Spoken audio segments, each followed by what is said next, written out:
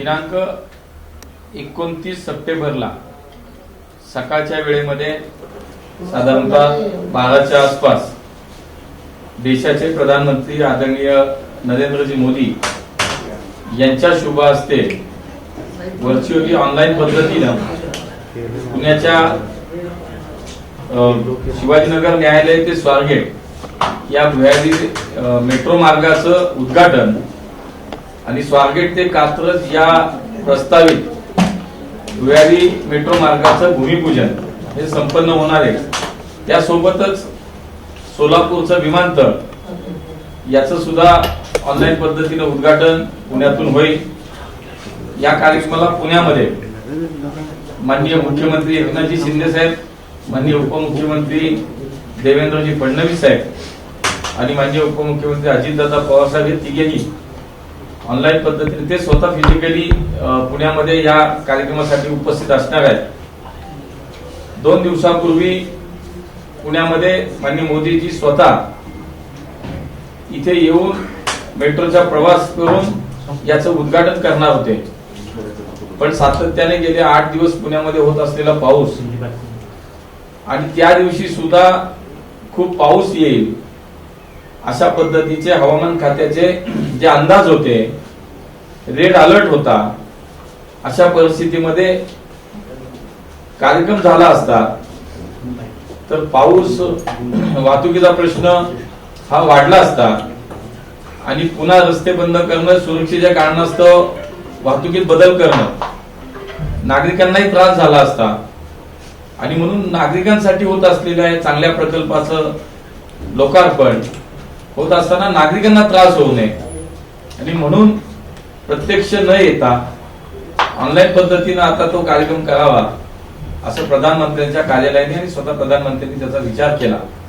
त्यामुळे पुणेकरांच्या वतीने मी त्यांना धन्यवाद देईन की 2 दिवसानंतर लगेचच तातडीनं 29 तारखेला सकाळी या दोन्ही मार्गाचं उद्घाटन आणि भूमिपूजन ते करतायत आणि म्हणून पुणेकरांच्या वतीनं त्यांना मी धन्यवाद सुद्धा यासाठी देईन की गेल्या 10 वर्षाच्या काळामध्ये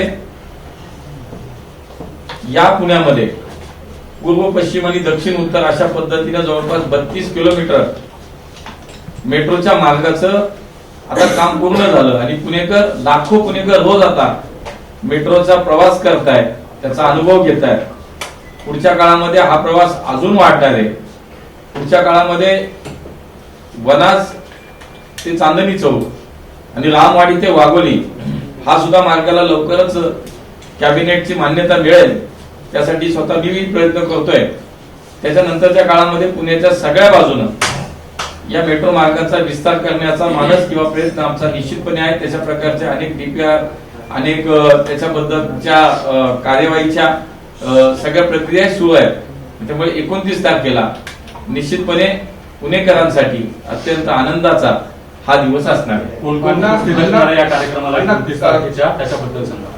29 तारखेला पुण्यामध्ये होणाऱ्या या कार्यक्रमासाठी प्रधानमंत्री हे ऑनलाईन पद्धतीनं हिरव्या झेंडा दाखवून आपल्याला नेहमीप्रमाणे त्या मेट्रोचं उद्घाटन करतील। पुण्यामध्ये माननीय मुख्यमंत्री एकनाथजी शिंदे साहेब, माननीय उपमुख्यमंत्री देवेंद्रजी फडणवीस साहेब आणि माननीय उपमुख्यमंत्री अजितदादा पवार हे स्वतः उपस्थित राहणार आहेत। साधारण किती खर्च झाला मुख्यमंत्री पुण्यात प्रत्यक्ष? तर त्याचाही नियोजन आता असं चाललंय की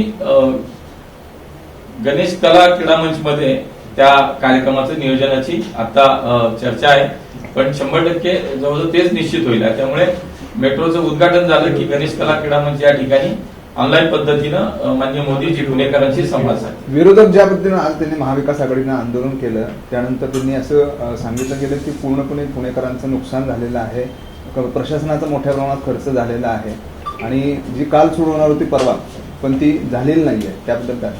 मला असं वाटतं की कुठं राजकारण करावं कुठं न करावं हे सुद्धा समजलं पाहिजे। पुणेकरांच्या जिव्हाळ्याचा विषय आहे मेट्रो। खरं तर त्यांची 40 वर्ष पुण्यामध्ये सत्ता होती, राज्यापासून म्हणजे गल्लीपासून दिल्लीपर्यंत हीच मंडळी सत्तेत होती, देशातल्या इतर भागात कुठे ना कुठे मेट्रो सुरू होत होती, पण यांच्या संपूर्ण काळामध्ये गेल्या 40-50 वर्षाच्या काळामध्ये पुण्यामध्ये 1 इंच सुद्धा मेट्रो पुढे झाली नाही आणि त्यांना आज काय नैतिक अधिकार आहे अशा गोष्टीचं राजकारण करायचं? यांच्या काळात शेकडो लोकांचा बळी घेणारी अयशस्वी BRT झाली. यांच्या काळातले लोकांना अपघाताचे बळी ठरलेले पूल, हे पूल पाडावे लागले. असा विकास म्हणजे खरं तर 40 वर्ष पुण्याच्या भविष्याचा कुठलाही विचार न करता दूरदृष्टीचा अभाव असलेलं कामकाज ह्या लोकांनी केलं. पुण्याचं पार नुकसान करून टाकलं आणि आज कुठल्या नैतिक अधिकाऱ्याने उद्घाटन करायला निघाले. त्यामुळे पुणेकरांना हे सगळं समजतं. पुणेकर हे निश्चितपणे हे सगळं पाहतायत. ज्यांना स्वतः पुण्यासाठी काही करता नाही आलं ते आता मेट्रोचं उद्घाटन करायला निघालेत आणि फक्त एकच दिवसाचं अंतर आहे. जे पंतप्रधान माननीय मोदीजी स्वतः त्याचं उद्घाटन ऑनलाईन पद्धतीनं करतायत. खरं तर ज्यांच्या काळामध्ये गेल्या 10 वर्षात इतक्या मोठ्या प्रमाणातलं काम पुण्यात झालं, स्वप्नातली मेट्रो प्रत्यक्षात आली. पुणेकर आमच्या आज रोज मेट्रोनं प्रवास करताय. गणपतीत आपण पाहिलं उच्चांकी प्रवास पुणेकरांनी केला. 4 लाख प्रवासी तर एका दिवसात प्रवास केलेला आपण सगळ्यांनी पाहिला. मला असं वाटतं की ज्यांच्या हस्ते भूमिपूजन झालं 10 वर्षापूर्वी त्यांच्या हस्तेच आज मेट्रोच्या या सगळ्या मार्गांचं उद्घाटन होते. आणि हा एक आरोप होतो की प्रत्येक टप्प्याला मेट्रोच्या उद्घाटनाला प्रधानमंत्री का. अरे बाबांनो, मला असं वाटतं की यांचं अज्ञान जे आहे हे पुन्हा एकदा समोर येते. आज जगात कुठेही जा, टप्प्याटप्प्यानेच मेट्रोचा विकास होतो, टप्प्याटप्प्यानेच मेट्रो मार्ग होतात आणि त्याचं उद्घाटन देशाचे प्रधानमंत्री आता त्यांनी भूमिपूजन केलं. त्यांनी एवढा मोठा प्रकल्प पुण्याला दिला आपल्या पुणेकरांसाठी. पुणेकर खुश आहेत, पुणेकर आनंदी आहेत. पण यांचं पोट दुखतंय, यांना मळमळ होतीये की आता इतका मोठा प्रकल्प पुन्हा एकदा पुणेकरांच्या सेवेसाठी आला तर निवडणुकीला आमचं काय होईल. खरं तर निवडणुकीला तुमचं काय होणार हे लोकसभेला पुणेकरांनी दाखवूनही दिले. नव्यानं काही होणार नाही. तुम्ही कितीही राजकारण केलं, कितीही आव्हानाचा प्रयत्न केला की पुणेकरांची आम्हाला चिंता आहे. कितीतरी नेते आंदोलनात तुम्ही बघितलं.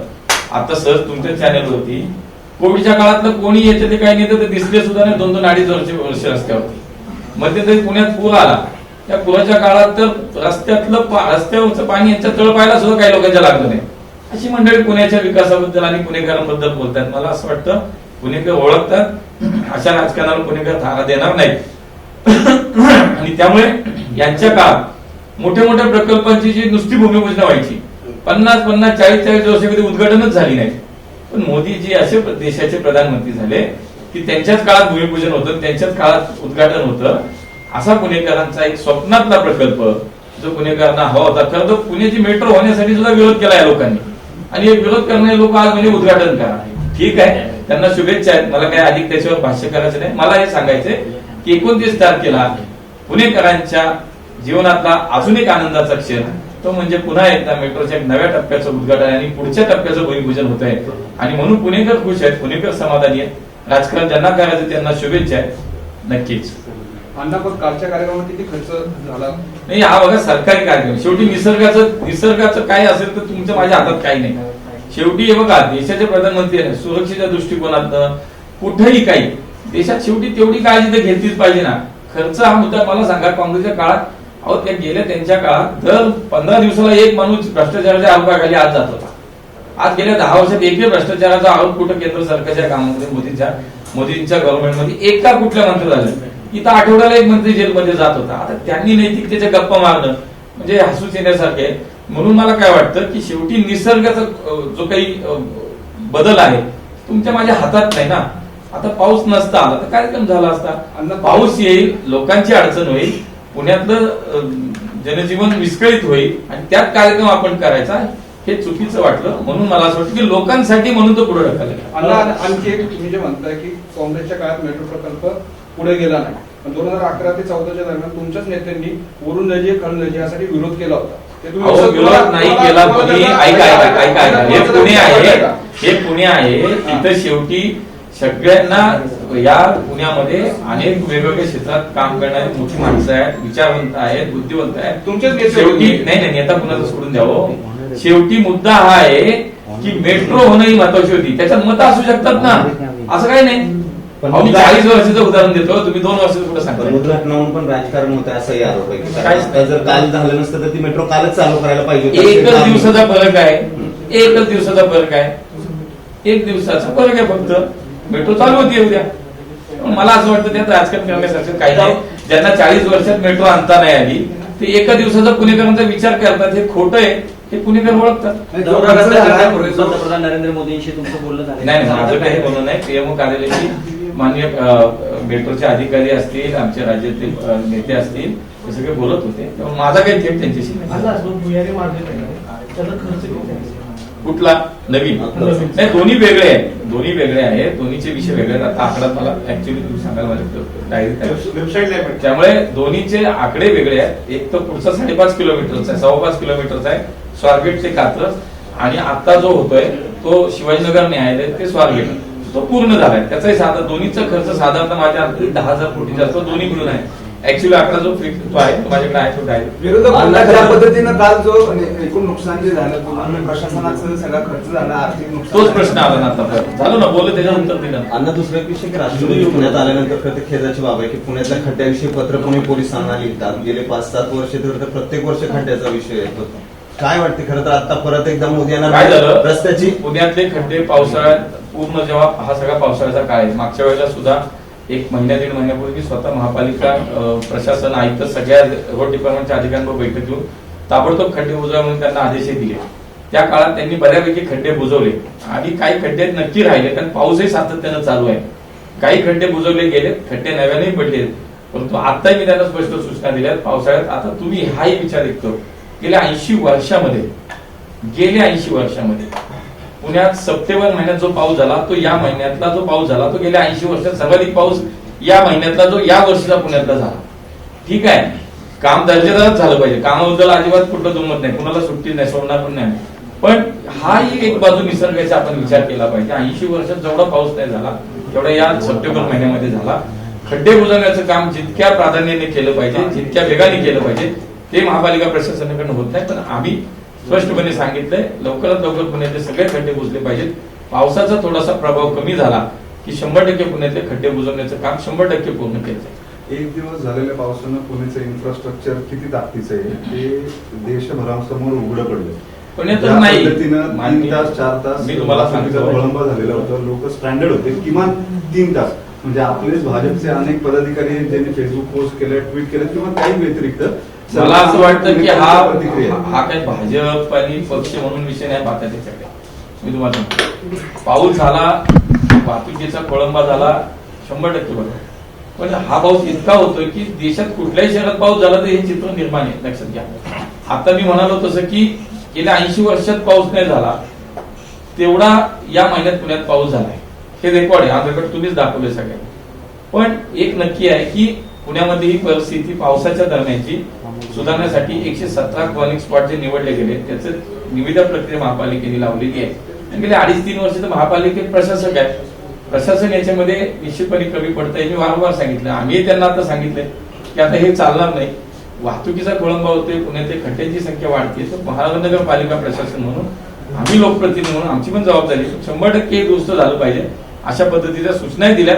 आणि ताबडतोब थोडा पाऊस कमी झाल्यानंतर याच्या संदर्भात सविस्तर पुन्हा एकदा रिव्ह्यू केला जाईल, पुन्हा एकदा बैठक करून पुढच्या काळात हे होणार नाही. 117 स्पॉट जे आहेत त्याच्यावरचे निश्चितपणे कामकाज कार्यवाही पूर्ण झाली पाहिजे अशा पद्धतीच्या सूचना आहेत. स्टॉर्म वॉटरच्या ड्रेनेजची जी सिस्टीम आहे त्याच्या कॅपॅसिटीज वरून त्याच्या नियोजनावरून तेच 117 स्पॉट निवडले, तेच 117 स्पॉट आहे शहरातले. मागच्या वेळेला धरणातनं पाणी सोडलं होतं म्हणून नदी किनारी भागात पाणी वाढलं किंवा घुसलं. आता जे पाणी पावसाचं वाढतंय ते 117 जे काही स्पॉट निवडले, आयडेंटिफाय केले, तिथे हा प्रॉब्लेम होतोय आणि त्यामुळे त्याच्यावरती ताबडतोब कार्यवाही करायला सांगितली. त्याच्या निविदा प्रक्रिया लावल्यात. केंद्रातनं सुद्धा आपत्ती व्यवस्थापनामधनं सुद्धा जे काही निधी यायचा आहे तो सुद्धा निधी महापालिकेला मिळणार. दुसरा एक विषय असा आहे की मंत्रालयामध्ये पुढचे नेते असतील देवेंद्र फडणवीस यांचं कार्यालय एका महिलेने फोडलंय. खरं तर सुरक्षेचा प्रश्न आहे प्रत्येक. मी आता जस्ट पाहिलंय, मला त्याचं नेमकं माहिती नाही, त्याची माहिती समोर आल्यावर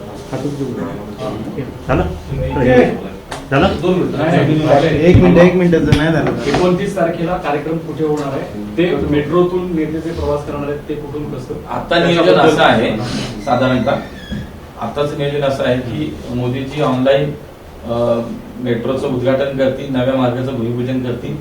सगळेच राज्यातले मुख्यमंत्री, दोन्ही आपले उपमुख्यमंत्री हे गणेश कलाला आणि पुणेकर यांच्याशी संवाद मोदीजींचा झाल्यानंतर उद्घाटन होईल, मोदीजींशी संवाद होईल आणि तो झाल्यानंतर राज्याचे मुख्यमंत्री आणि उपमुख्यमंत्री हे स्वारगेट मेट्रो स्थानकामध्ये येतील आणि तेथून शिवाजीनगर न्यायालयापर्यंत मेट्रोनं प्रवास. दोन्ही मुख्यमंत्री हो.